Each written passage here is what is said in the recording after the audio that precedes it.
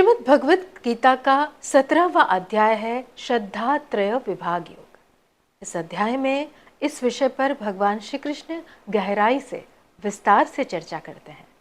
अध्याय की शुरुआत में वे बताते हैं कि आस्था मनुष्य स्वभाव का अभिन्न अंग है। हर कोई आस्था रखता है, हालांकि मनुष्य के मन के स्वभाव के अनुसार, उसकी प्रकृति के अनुसार आस्था अपना एक रंग पकड़ लेती है, राजसिक, तामसिक या सात्विक। नमस्ते, कैसे हैं आप सब लोग। हमारी भगवत गीता की यात्रा में कुछ मिला होगा, इनसाइट कुछ खुला होगा भगवत गीता के बारे में, क्योंकि जो मैं बोल रहा हूं वो पूरी भगवत गीता के एक एक अध्याय का सार रूप जो श्लोक है उसकी बात मैं कर रहा हूं। तो आज हम चर्चा करने वाले हैं सप्तदशोध्याय, जिनका नाम है श्रद्धा त्रय विभाग नाम।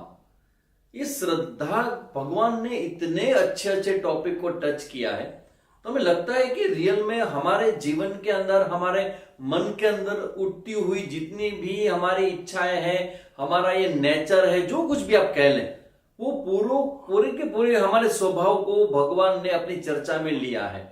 जैसे यहाँ पर है, भगवान कहते हैं कि यहाँ पे भगवान ने श्रद्धा की चर्चा किया है। श्रद्धा तो श्रद्धा ही होते हैं ना, हम लोग ज्यादा क्या पूछते हैं कि श्रद्धा करना चाहिए या अंधश्रद्धा करना चाहिए, ऐसे सामान्य क्वेश्चन पे हम लोग, हमारी बुद्धि चलती है।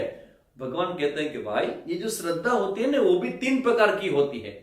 सात्विक श्रद्धा, राजसिक श्रद्धा और तामसिक श्रद्धा। इसके पहले के अध्यायों में इन 3 गुणों की चर्चा हम 14वें अध्याय में करके आए, जहां यहाँ पे भगवान कहते त्रिविधा भवती श्रद्धा, सात्विकी, राजसी और तामसी। 3 प्रकार की श्रद्धा होती है।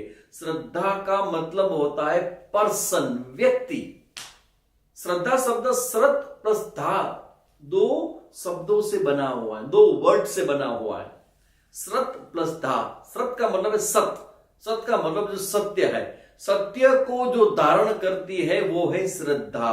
भगवान को देखा नहीं हमने, मगर भगवान है, ये जो मानसिकता है उसको बोलते हैं श्रद्धा। हमने नहीं देखा है, हमने सुना नहीं, भगवान का स्पर्श नहीं किया है, मगर वो है हमारे जीवन के अनुभव के अंदर, वो है। हमें लगता है कि भगवान नहीं होता तो हम ये सफल नहीं हो पाते, भगवान नहीं होता तो मैं शायद बोल भी नहीं पाता। इसको बोलते हैं श्रद्धा। और भगवान एक स्टेटमेंट जो यहाँ पे बोलते हैं, भगवान जो अर्जुन को बताते हैं, तीसरे श्लोक के अंदर भगवान कहते हैं श्रद्धा मयोयम पुरुषः यो यत् श्रद्धा स एव सः। जो व्यक्ति जैसी श्रद्धा करेगा वैसा ही वो बनेगा। एक अर्थ यह भी होता है, दूसरा अर्थ यह भी होता है कि जैसा व्यक्ति होता है उनकी श्रद्धा भी ऐसी होती है। और मैं यहाँ पे आपको कहना चाहूंगा कि जैसे आपकी थिंकिंग प्रोसेस होती है, जिससे आपके थॉट्स होते हैं, उसी प्रकार से आप बनते हैं। इसलिए मैं बार बार कहता हूं, what you think is everything. जिस प्रकार से आप सोचते हो उसी से आपका जीवन बनता है। आपकी सोच से ही आपका जीवन बनता है। अपने अंदर जो कुछ होता है वो, या फिर आपके साथ जो होता है, दोनों प्रकार की घटना हो आपके विचार पर ही निर्भर करती है। इसलिए भगवान जब कहते हैं कि श्रद्धामयोऽयं पुरुषः, जैसी श्रद्धा होती है ना वैसा व्यक्ति होता है। तो हमारे अंदर हमारे जो विचार है, जैसे हम बोलते हैं कि पॉजिटिव थिंकिंग करना है, क्यों करना है? पॉजिटिव थिंकिंग से भी बेटर वर्ड है प्रॉपर थिंकिंग। कोई बोले कि पॉजिटिव थिंकिंग करना चाहिए या नेगेटिव थिंकिंग करना नहीं होता, हो जाता है। पॉजिटिव तो करना पड़ता है, मगर हमारे गुरुजी कहते थे कि पॉजिटिव नेगेटिव को छोड़ो, प्रॉपर थिंकिंग पर आओ। प्रॉपर थिंकिंग तभी होता है जब ऐसे भगवत गीता के शब्दों के साथ अपना थिंकिंग हम आगे ले जाते हैं।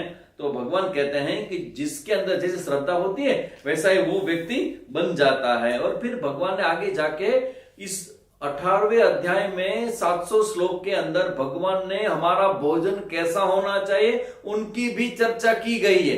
अब सोचिए जरा, भगवान ने ऐसा भी चर्चा में कहा गया है कि हमारा जो आहार होता है वो भी सात्विक, राजसिक, तामसिक होता है, और उनकी पूरी चर्चा भगवान यहाँ पे कहते हैं।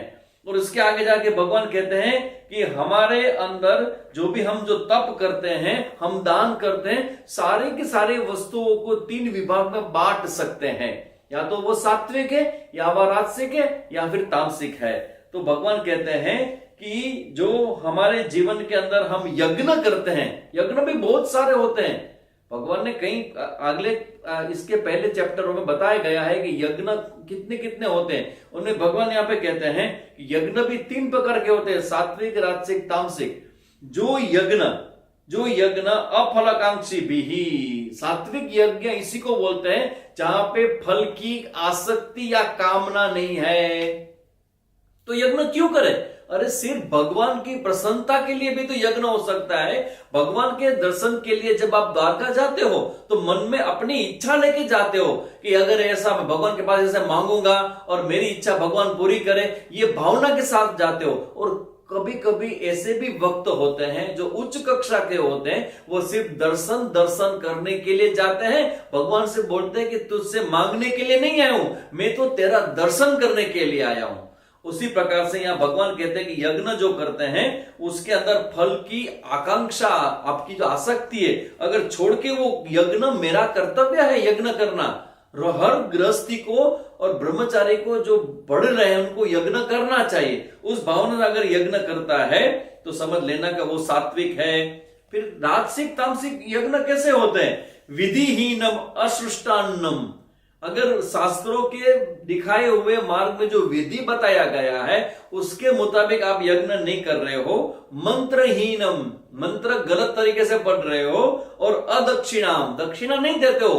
अदक्षिणा का मतलब होता है कि जो भूदेव, जो भी कर्मकांडी ब्राह्मण है जिसका जीवन का निर्वाह इस यज्ञ की दक्षिणा पर चलता है, तो उस ब्राह्मण के साथ, उस कर्मकांडी ब्राह्मण के साथ अगर आप अच्छी दक्षिणा नहीं देते हो तो भी आपका जो यज्ञ है वो भगवान सिर्फ राजसिक नहीं तामसिक यज्ञ की कैटेगरी में रखते हैं।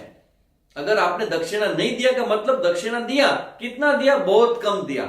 सब जगह का भाव बढ़ता जा रहा है, मगर जब हम दक्षिणा देते हैं ना तो सोचते कि इतनी दक्षिणा की क्या जरूरत है। इवन आप जब वो कपड़े लेने के जाते हो तो दुकानदार भी पूछता है क्या किसी को गिफ्ट देना है, तो बोलते कि नहीं नहीं भूदेव को देना है, ब्राह्मण, हमारे यहाँ भूदेव बोलते हैं, ब्राह्मण को देना है, कर्मकांडी ब्राह्मण को देना है। तो जो सबसे सस्ता होगा वही आपको दिखाएगा। उनको भी मालूम है कि यही कपड़ा लेके जाओगे आप।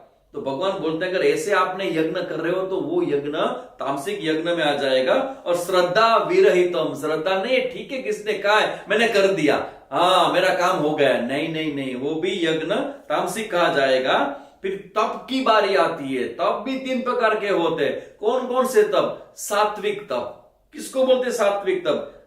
देव द्विज गुरु प्राज्ञ पूजनम, देवताओं को, गुरु को, और जो प्राज्ञ का मतलब होता है जो सज्जन है, जो ज्ञानी लोग हैं, उनका पूजन करना भी तप है।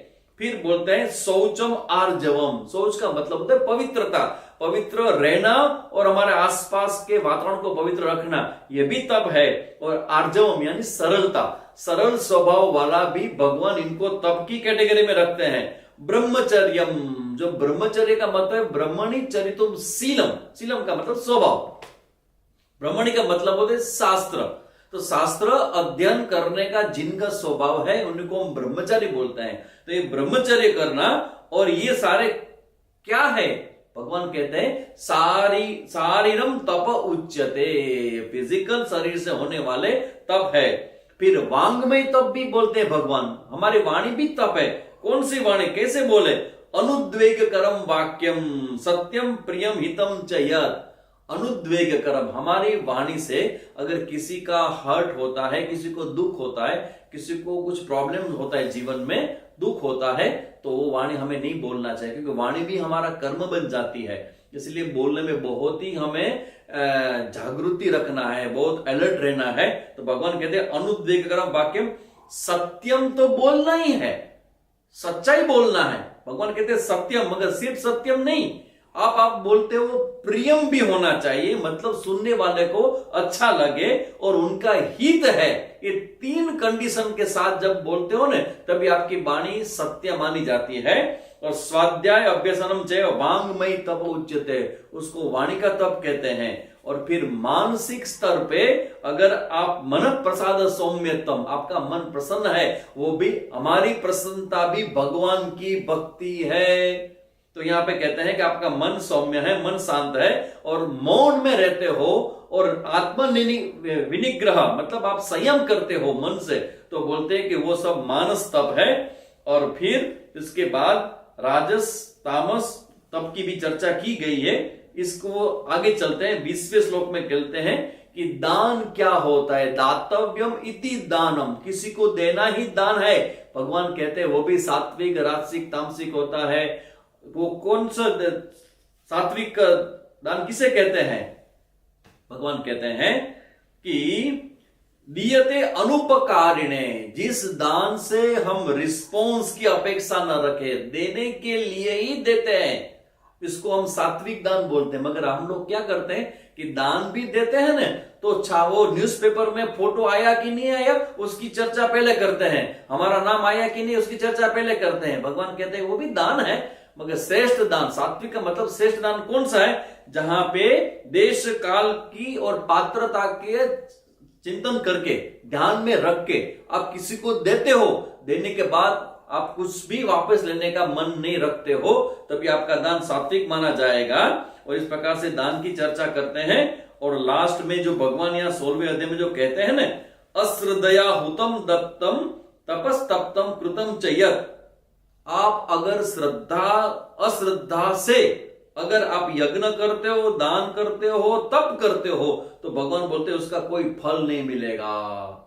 श्रद्धा ही सब कर्म के बेस में होता है और जो जैसी श्रद्धा करता है उनको ऐसा ही मिलता है। भगवान तो यहां तक बोल के आए, श्रद्धावान लभते ज्ञानम, जिनके अंदर श्रद्धा होती है उन्हीं को ज्ञान मिलता है। तो पूरा ये जो अध्याय है वो सारी चर्चाओं के बेस में श्रद्धा होती है। तो आज हम ये भगवत गीता का 17वां अध्याय का चिंतन करके इसी चिंतन पे आते हैं कि हमारे अंदर भी सात्विक श्रद्धा हो और हमारे जीवन भी भगवान की ओर जाए, यही प्रार्थना है। ओम तत्सत।